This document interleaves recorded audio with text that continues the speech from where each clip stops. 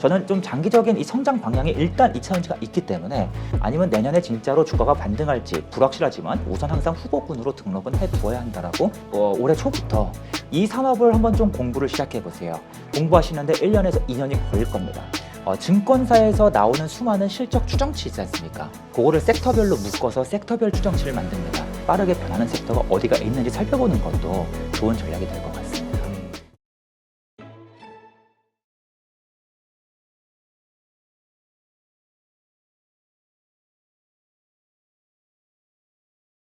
근데 그 어떻게 보세요? 예. 왜냐하면 그 이제 온 디바이스 이러한 단어가 떠오르면서 지금 AI를 통해서 할 수 있는 게 뭐 챗GPT라든가 이런 예. 검색 서비스지만 네네. 이것을 활용한 이제 어플리케이션이 내년도서부터 상용화되는 것들이 막 나오기 네. 시작할 거고 예. 뭐 메타버스로도 연계가 되고 하면서 예, 맞습니다. 어플리케이션 시대가 오고 이걸로 돈을 네. 버는 기업들의 어떤 또 네. 그 투자처로 막 네네네. 부각이 되지 않겠냐에 대한 기대감. 예, 맞습니다. 저도 충분히 동의를 합니다. 사실 엄밀히 말씀드리자면 이미 스마트폰은 워낙 많은 기능을 이미 구현할 수 있어서 막 새로운 기능을 추가하기에는 얼마나 이게 효과가 있을까 의문이 들긴 하지만 저희가 지금 사용하고 있는 백색 가전 같은 경우에는 스마트라는 단어가 붙어 있는데 사실 스마트하지 않지 않습니까? 그렇죠. 뭐 냉장고에서 뭐 계란 같은 거 보관할 때 이 계란이 며칠 동안 보관됐는지 막 그런 거 알려준다면서 근데 막상 써보면 기능이 너무 허접해서 못 쓰지 않습니까? 그런데 그러한 영역에서 분명히 새로운 서비스가 더 늘어날 거라고 보고 있습니다. 근데 이제 그게 언제부터일까 그리고 어떤 방식으로 이루어질까는 아직은 조금 더 지켜봐야 된다고 생각하는 게 대표적으로 삼성전자 같은 기업들이 뭐 타이젠이라는 플랫폼을 들고 나오면 이 플랫폼이 확장되기까지 시간이 걸리거든요. 그래서 아직은 제 입장에서도 방향성은 맞는 것 같은데 구체적으로 어떻게 나타날지 기업들이 누가 좀 약간 수혜 관점으로 들어갈 수 있을지는 조금 더 고민이 필요한 시기인 것 같습니다. 네, 예, 예. 알겠습니다. 예, 예. 하여튼 이러한 것들. 그래서 우리가 네. 그 많은 분들이 이 테마주, 네. 그 처음에 그 밸류에이션이라든가 아니면은 펀더멘털을 바탕으로 한 어떤 정석 투자를 시작하시는 분들도 네. 시간이 지나면서 네. 이게 내 거는 잘 안 움직이는데 주변에서 막 무슨 테마에서 막 급등하고 뭐 네. 10배 올랐네, 6배 올랐네 이러니까 네. 멘탈이 흔들리거든요. 예, 맞습니다. 그러면서 자꾸 중간에 네. 팔고 넘어가고 예, 거기서 또 맞습니다. 손해를 보기도 하고 네. 이런 우리 투자자들의 이 흔들리는 마음 어떻게 해야 네. 됩니까? 사실 기준이 명확하면 내가 어떤 종목만 사겠다라는 그 기준이 명확하면 아무래도 흔들리지 않을 가능성이 높다라고 생각하는데 보통은 기준이 명확하지 않을 때 많이 흔들리는 게 아닌가 생각이 많이 듭니다. 그래서 그 기준은 정말 여러 가지가 될 수 있습니다. 저희 10만 명의 투자자가 있다면 정말 10만 명 모두 다 투자 방식이 달라질 수밖에 없다고 생각합니다. 그래서 그 나만의 기준이 무엇일까를 고민하는 게 우선이라고 생각하고 그 기준을 찾아 나서는 과정에서는 대표님께서 영상에서 말씀하시는 여러 가지 투자 전략들 이런 것도 꾸준히 탐독해 보시고 또 유명한 투자자들의 수많은 서적들도 한번 읽어보시고 나한테 어떤 취향이 맞고 어떤 성향이 맞는지를 먼저 고민하시는 게 우선이고 그 성향에 맞는 어떠한 전략을 구축하는 순간 나는 기업의 실적을 보겠어 아니면 나는 기업의 차트를 보겠어 이평선을 보겠어 그런 전략이 만들어지는 순간 이 고민은 상당 부분 사라질 것이다 라고 좀 말씀을 드리겠습니다. 저도 당연히 분명히 이러한 테마들이 막 타고 기업들 주가가 급등하면 부러울 때가 있긴 있습니다.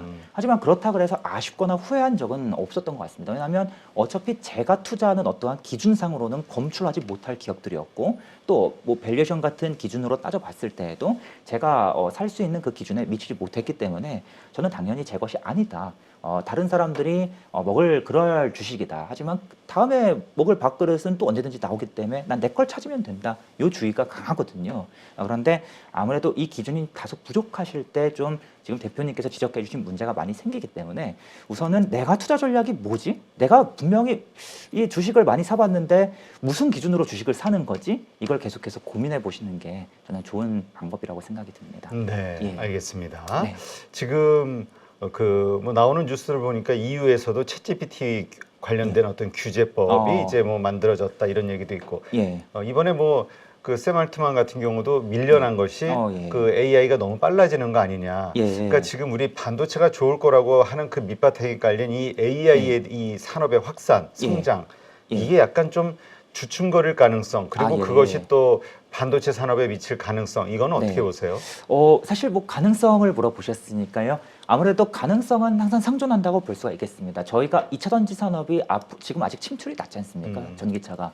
미국 아직도 한 자릿수이고 제가 계속해서 말씀드리길 성장하는 산업은 침투율이 약 30-40%쯤 될 때부터 이제 주가가 꺾이지 그 전까지는 비교적 안전한 구간이다라고 많이 강조드리는데요. 그런 관점에서 봤을 때 여전히 2차 전지 산업이 갈 방향성 여전히 많이 남아있는데 룸이 있는데도 불구하고 일단 지금 전기차가 단기적으로 안 팔리니까 훅훅 꺾이지 않습니까? 그러한 이슈는 사실 어느 성장 산업에서나 나타날 수 있고 저희가 그것까지 모두 예측할 수 있다고 생각하지는 않습니다. 그래서 만약에 그런 예상치 못한 최대 악재가 오면 얻어 터지는 게 맞긴 하겠는데 다만 한 가지를 좀 말씀드리자면 챗GPT가 굉장히 똑똑하긴 하거든요. 그런데 사실 인공지능의 이 레벨이 5가지 레벨이 있습니다. 레벨 1, 2, 3, 4, 5가 있고 이 중에 한 2, 3쯤 되어야 이제 사람에 준하는 사고를 하는 인공지능인데 챗GPT의 레벨은 아직 레벨 제로입니다. 그만큼 아직 갈 길이 멀다라는 것이죠.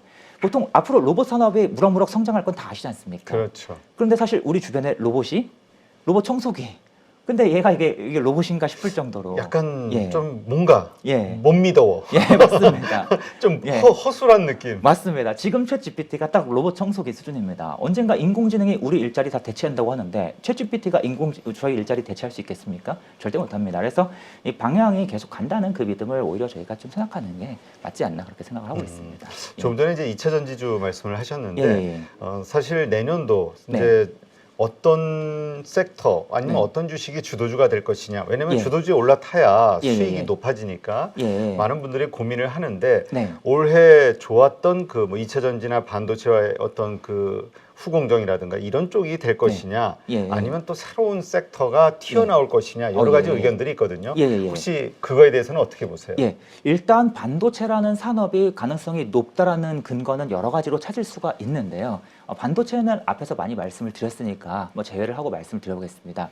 2차 전지도 저는 개인적으로 이 산업의 이 장기적인 성장 방향은 일단 맞기 때문에 계속해서 장기적으로는 가는 방향이 맞다고 생각합니다. 그런데 문제는 내년에 한정해서 보자면 과연 내년까지 쉬어갈 것인가 아니면 내년 하반기부터 반등할 것인가 요거는 결국 2차 전지 기업들의 실적 하락이 최근부터 본격화됐는데 이 하락이 얼마나 급하게 이루어질지 얼마나 오래 이루어질지 앞으로 한 두 분기 정도의 한두 분기 이상의 이 실적 추이를 좀 더 지켜봐야 알 수 있는 부분이라는 생각이 좀 듭니다.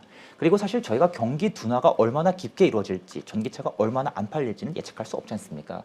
그럼에도 불구하고 저는 좀 장기적인 이 성장 방향이 일단 2차 전지가 있기 때문에 내년 정확히 언제부터 아니면 내년에 진짜로 주가가 반등할지 불확실하지만 우선 항상 후보군으로 등록은 해두어야 한다라고 생각이 듭니다. 그리고 이제 대표님께서 좋은 말씀 주셨는데요. 또 새로운 산업이 누가 튀어나올 것이냐 라는 관점에서 봤을 때 개인적으로는 이제 올해 초부터 이 산업을 한번 좀 공부를 시작해 보세요. 그런데 여러분 이 산업 공부 시작하시면 이 산업이 굉장히 어렵기 때문에 공부하시는데 1년에서 2년이 걸릴 겁니다. 그런데 1년에서 2년 정도 공부하시면 그때 타이밍이 올 가능성이 좀 있어 보입니다. 라고 강조드리는 섹터 중 하나가 화학 섹터입니다. 화학은 어떤 원리로 역시나 앞에서 보셨던 상승 하락이 반복되는 사이클을 가지고 있는데요. 비록 중국에서부터 수입 물량이 늘어나고 또 중동 기업들이 화학 제품을 직접 찍어내는 그러한 변화가 나타나고 있기는 하지만 그럼에도 이 사이클은 일단 공급도 굉장히 중요한 영역이기 때문에 화학산업도 공급 주도적인 특징이 강합니다. 그래서 이 화학 섹터가 어떤 특징을 나타낼 것이라고 제가 말씀을 드려왔냐면 올해 초에 말씀드리길 화학 섹터가 올해 하반기부터 본격적으로 꺾일 것이다. 그런데 그러한 하락 사이클이 보통 길어야 이제 2년 정도이고 그 이후에는 일부 횡보가 나왔다가 다시 상승으로 가는 경향이 매우 짙다. 그러면 저희가 지금부터 1, 2년 동안 공부를 해두면 얼핏 그때쯤이면 하락에서 상승으로 돌아가는 시기, 얼추 그에 앞서서 주가가 선반영되는 시기, 그쯤과 맞을 것이기 때문에 화학산업도 앞으로 한 1년 정도 시간을 내서 공부하세요라고 좀 말씀을 드리고 있습니다. 생각보다 화학산업의 하락이 생각보다 짧게 나타난다면 내년 하반기부터도 좀 봐야 될 수도 있는 그러한 유력 산업으로 또 보고 있습니다. 그리고 이제 앞에서 말씀드리길 바이오 잠깐 말씀드렸지 않습니까? 네. 돈이 갈 데가 없을 때 들어가는 영역이다. 그런데 이제 금리 관점에서 봤을 때 또 한 가지는 밸류 관점에서 봤을 때도 바이오도 이제 슬슬 바이오 산업이 사이클 산업은 아니지 않습니까? 그렇죠. 근데 주가는 사이클릭한 특징이 일부 나타나다 보니까 아마 좀 이쪽 영역도 공부하는 게 맞지 않나. 특히 이 삼성 바이오로직스에 대해서도 정말 많은 이야기를 풀 수가 있는데 반도체 파운드리 비즈니스를 그대로 복사 붙여넣기 해서 지금 무럭무럭 성장하는 가운데 우리가 원래 남의 어떤 바이오 제품들을 찍어주겠다 그 비즈니스를 집중적으로 하다가 이제는 우리 신약 개발하겠다는 그 사업에서도 성과가 굉장히 많이 나오고 있거든요. 그래서 이쪽 영역까지도 좀 포괄적으로 보시면 좋겠다 그렇게 말씀을 드릴 수 있겠습니다. 그 삼성 바이오로직스 같은 경우 참 예. 많이 오른 주식이잖아요. 예, 맞습니다. 그럼에도 불구하고 예. 앞으로의 성장성은 더 크다라고 보시나요? 성장성은 당연히 크다고 좀 보고 있고요. 거기에 더해서 사실 밸류에이션은 굉장히 주관적인 영역이지 않습니까? 근데 아무래도 저희가 좀 인지하기에 바이오 산업은 기본적으로 밸류가 높다는 전제가 항상 있지 않습니까? 그래서 그 전제를 여전히 유지할 수 있다면, 그러니까 밸류가 높은 영역에서 오르락 내리락 할 것이다라고 가정하면 지금 이제 슬슬 밸류가 그 높지만 그 안에서는 그나마 좀 낮은 영역까지 내려왔다라고 볼 수 있지 않을까 생각이 듭니다. 네. 예. 그러니까 예. 일단 좀 정리를 해보면 2차 네. 전지 관련해서는 언제든지 지금은 예. 이제 그 일시적인 어떤 전기차 수요, 네. 부진 이런 것 때문에 좀 네. 실적에 대한 실망감들이 시장에 있지만 예. 그것이 주가를 내리는 요인이지만 예. 내년도에 언제든지 이것이 반대로 튈 수 있는 네. 가능성은 항상 있다. 상존해 있다. 꼭 그렇게 되지 못하더라도 어쨌든 우선순위는 꼭 우리가 이차 우선순위로 전지. 봐야 한다 말씀을 좀 드리고 싶습니다. 알겠습니다. 예, 예. 그런데 실적과 예. 관련해서는 요즘 뭐 누구나 다 예. 조선주를 이야기한단 조선주. 말이에요. 예, 예, 예. 네. 그러다 보니까 또 누구나 다 얘기하는 거는 예. 또 못 오르는 경향이 있어가지고 예. 이게 과연 내년도까지 이게 정말 쫙 올라가 줄 수 있는 그림이 예. 그려질까에 예. 대한 고민이 있기는 해요. 예, 저도 같은 생각이 듭니다. 사실 반도체도 요즘에 안 좋다라고 이야기하시는 분은 거의 사라졌거든요. 그런 관점에서 얘가 이 횡보가 더 길게 나타나는 거 아니냐 우려도 있고요. 갑작스럽게 주도주로 등장하면서 화려하게 수익률을 내주는 기업 그러한 산업이 섹터가 수익률이 높은 이유가 예측을 못했기 때문에 수익률이 높은 거 아니겠습니까? 그렇죠. 누구나 예측을 한다면 다 미리 살 것이고 수익률이 높을 이유가 없겠지 않습니까?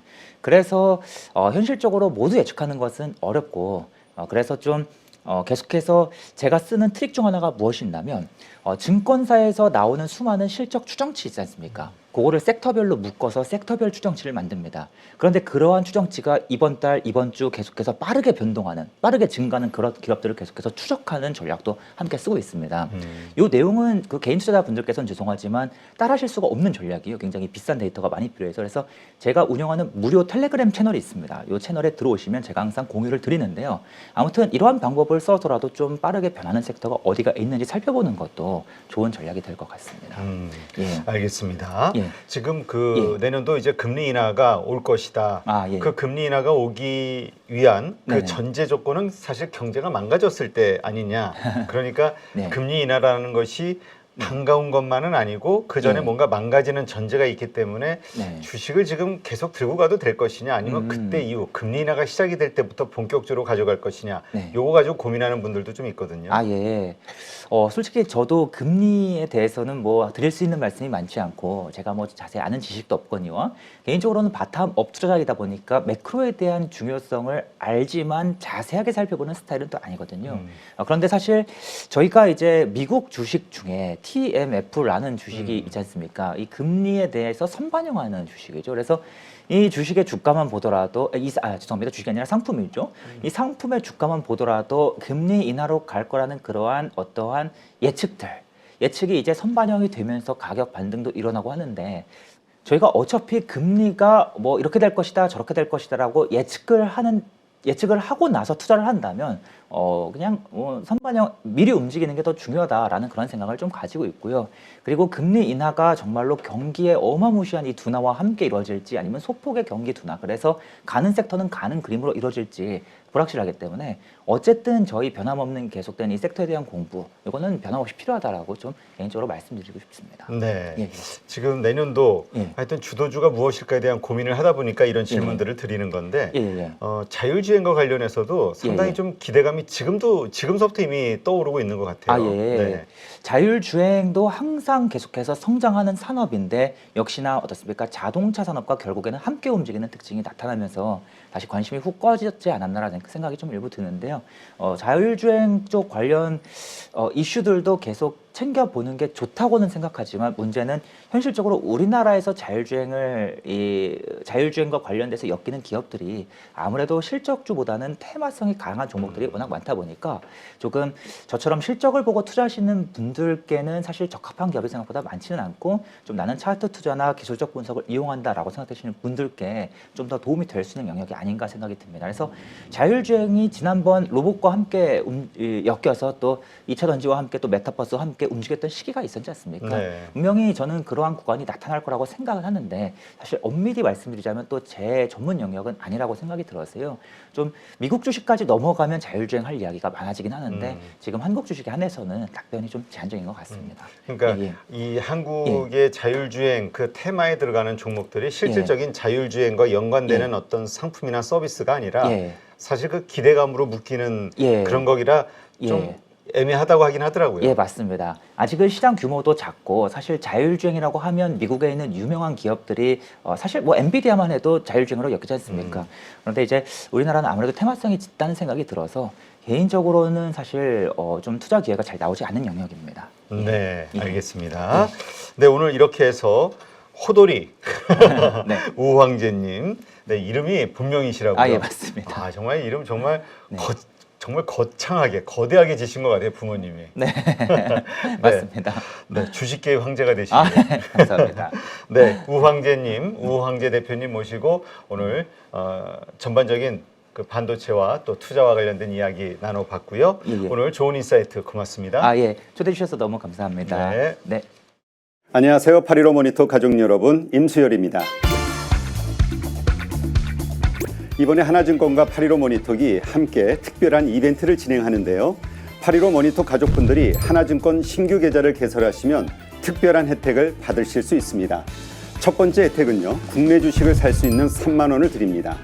두 번째 혜택은 하나증권과 함께하는 8.15 머니쇼 초청 받으실 수 있는 초청권입니다. 8.15 머니쇼는 특별한 강사진들에 의해 진행되는 프리미엄 세미나로 매회 500분을 초대해서 진행할 예정입니다. 그 외에도 소수점 주식 혜택을 드릴 거고요. 하나증권 계좌를 처음 만드는 분이라면 누구나 신청 가능하십니다. 이제 혜택 받는 방법 알려드리죠. 영상 하단부 더보기란에 기재된 링크를 통해 신청하시면 됩니다. 반드시 더보기란 링크를 통해서 계좌를 개설해야 이 혜택을 받을 수 있으니 유의해 주시기 바랍니다. 하나증권과 8.15 모니터기 함께 주식으로 하나 되다. 8.15 모니터 가족 여러분의 많은 참여 부탁드립니다.